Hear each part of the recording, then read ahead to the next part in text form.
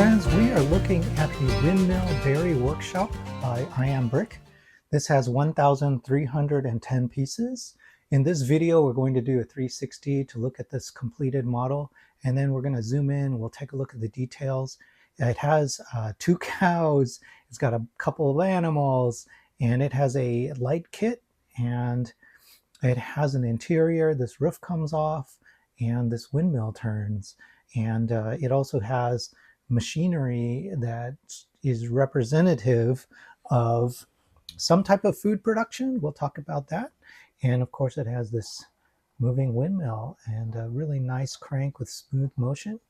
And as you're doing that, there's a millstone that is also moving at the same time. All right, so let's zoom in. Okay, so starting on the ground floor, the first thing that we see here is there's a little signpost, and the signpost has a cow on it and it has a chicken on it. And these are some of my favorite signs I've ever seen. They don't say cow, they don't say chicken.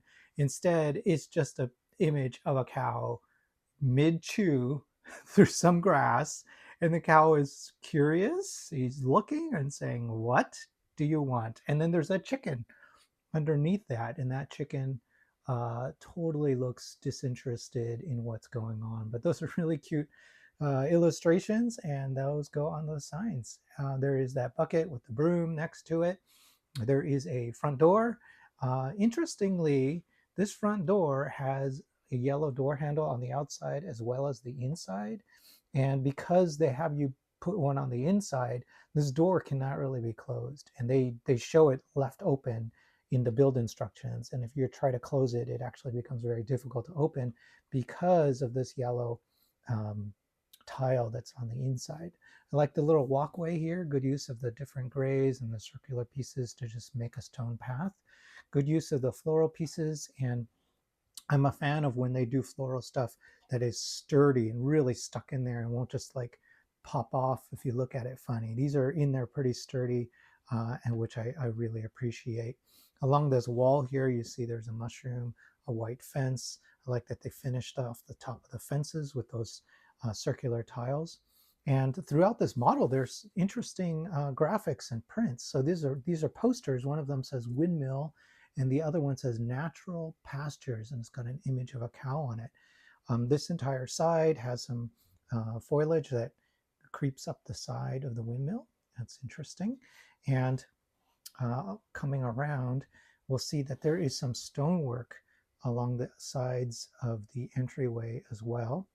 Here's one of our first cows, and it's got a pail with this kind of silvery color. The cow is, you've got to assemble it yourself, and it's rideable. And my wife had asked me what that meant. It comes with this notch on the back that you can add a minifigure to if you want to, right? So here's a minifigure. Boom, you're riding a cow. And or it comes with these pieces so that you can close it up, and now it's a whole cow, right? And the cows come with these golden I don't know, antlers, and the instructions tell you to use these white ones instead. So I did one of each, and I think that's perfectly fine. Oh, has a movable head too, kind of nice. And you've got this crate here with a couple of empty jars. I'm not sure what this is, maybe a little birdhouse, something like that. There is a stable-ish area here for the other cow. And if you look inside, it's like a stack of hay that's been stacked up there for them to feed on. Another mushroom, more of these little plant things that are, again, nice and sturdy. They will not just flop off. I like these tiles, the curved and flat tiles used to add some dimensionality to the grass and to the pasture area, like that. And up here, we've got another one of those fences, one of these shrubs in a lime green, a ladder to get up maybe to the roof. There's not really a second floor in here. And all right, so let's turn it around. Let's start looking at the back side as well. So the back is pretty plain here, but this is a good place to mention that they were very careful to use specific types of bricks to get certain kinds of effects. So they've used these masonry bricks, of course, to show that, hey, we're using brick here. But look at these vertical pieces that almost look like siding, vertical siding, or vertical planks of wood. That is accomplished by one, by I think 5 bricks. So they're 1 by 1 bricks. They're very, very tall. And that's how they've done them. And they have you stack a bunch of them next to each other, front and back. And I think it is a perfect way to do that. I mean, it totally looks like siding that's been painted for a barn. It's really well done. You see here a window and a peek onto the inside. Since we're here, I'll show you the battery box. The battery box is right here, and it has a switch so we can turn it on and off. You see the lights come on and off. And the lights are in 2 places. One is in this window, and then the second spot is up here. There's a light up there too. So turning it off, you can see the difference on the light. And it's accomplished with 1 by 4 lighted LED plates. I do appreciate the way that they've integrated this light box. It is pull out, so you can't fully pull it out. You have to disconnect one of the wires in order to really get it out. But I like that it's not built in and that you're going to have to do major disassembly in order to change the battery. So it slides out. It's built on top of a tile, that gray tile you see at the bottom. The top of it's tiled off, and it uses one of these 1 by 2 cheese slopes in order to use as a stopper, so it won't go in too far. So it's been pretty well made. I love how they've integrated that. Really nice. All right, and then we are looking here at the bottom floor. There are some bags of some sort of food being processed here. Maybe it's grain or additional feed. And this is a good time to talk about the windmill. And so let's go all the way to the top. Here's a closer look at the crane, the crank. And you can see it's using these Technic pieces so that you can hold it. And as you're holding it, it'll turn very nicely. It's super smooth. And inside the roof here, it is translating the motion from straight across using an axle and coming down and translating that motion down into the interior. So as I'm turning it, everything is turning all the way down to this silver millstone. All right, so I tried to Google exactly what is happening here. And Google told me, hey, it's probably grain that's being ground down by a millstone. And then that grain is being ground down into flour, and that's coming down the chute and ending up in flour at the bottom. But there's a couple of problems with that, because number one, it's strange to have a millstone that's not on ground level because they're so heavy. Why would you take it up here? Why would you bring the millstone up to the second floor? And that also means that all of your raw material you'll have to bring up to the second floor, have it ground down, and then it comes down. So that's a little strange. I don't really understand if it's grain or why it's there.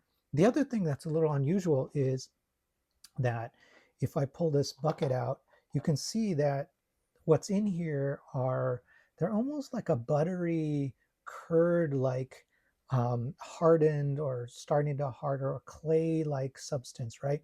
So that made me think maybe these are milk curd or something like that, and I have no idea what that really is. But if you look in here, there's more of those pieces, and these are 1 by 1 studs and tiles that are in there. So maybe those are getting ground down and then becoming this.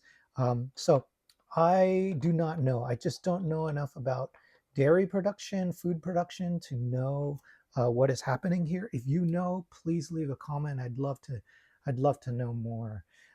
Okay, and then the structure. Let's zoom out just a little bit. We can take another look here at this windmill. This structure is really well built.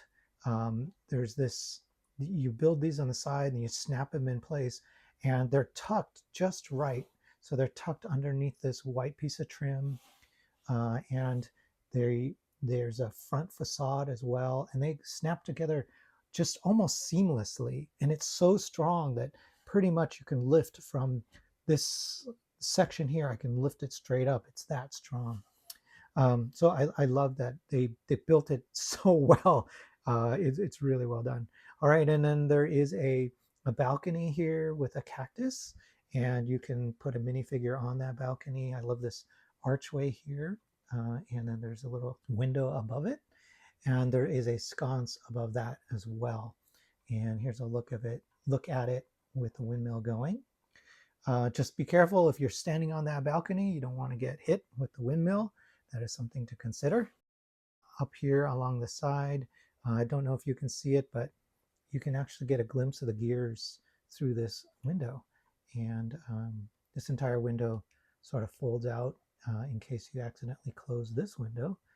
You can stick your finger back in there and open it. So there you go. There's a look at those gears and how that works. Okay, and then the secondary building, it has its own roof with a lift up area. I like these little supports they have here. There is a cat with printed eyes. There is a like a bird slash seagull with printing for eyes as well as its beak. And its feathers are also printed on the back there. You can see some black printing. So it's standing on a wind, like a weather vane or something. I'm not sure what that is. It doesn't spin, but it's a nice little build. And this entire roof lifts off. So let's do that. Let's back out just a little bit. And it's held in with two studs. Comes off like that. Here's the back of it. Pretty nice, nice structure. Pretty well done. And that gives us a look into the interior. So you can see these sort of like saloon style doors here that lead into a production area. So in order to see that, we're going to move the camera. All right, so here's a better look at the interior of the production area. You can see two metal like vats with hoses coming down. So definitely some dairy stuff being produced there. More of these jars there. And there are tools. So there is a broom hanging on the wall here. And then there's this, I'm not sure what you call this, another tool that's inside of a barrel and it's loose in there as well. And I think there's one more poster. Let's find it. There it is. So there's a blue poster there. And it says, boy, I have no idea. Precaution. Oh, it's all a bunch of safety precautions that are listed there.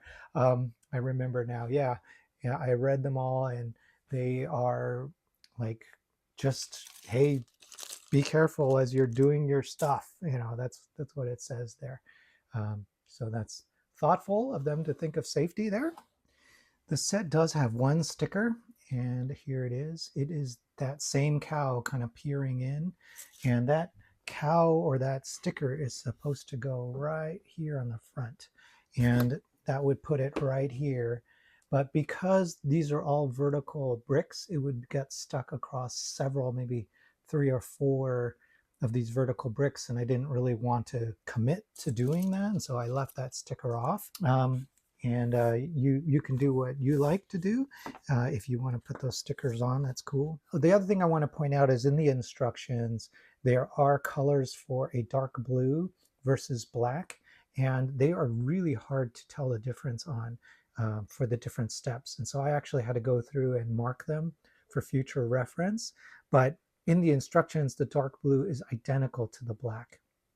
The only thing that kind of gives it away is there's no white outline for the studs, but that is kind of problematic because no matter how bright your light is in the room, you cannot tell the difference between those parts, and so you have to, it slows you down. It's a little bit of friction, and so that's kind of unfortunate.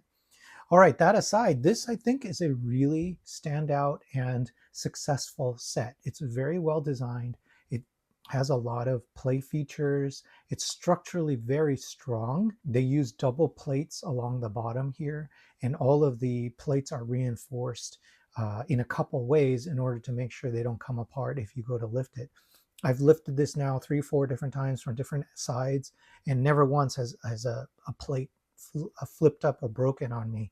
So it's pretty sturdy. And then if I want to, I can just lift it from this spot right here and just boom, pick it up, and it's fairly sturdy too. So I really appreciate that. And there's a story to be told here about the production and the food production part of this. I don't really understand the story, but I'm glad that they've included it so that there is a potential educational aspect to it as well. So I think that's really cool. Adding this mechanical feature is really terrific as well, and it functions really smoothly. It functions really very nicely. All right, so good job. This is from iambrick. I think they've done a wonderful job here. Okay, so if you like this video, hit like. And if you could subscribe, that would mean a lot to me. It helps me keep finding and bringing you interesting sets like this one. All right, thank you very much.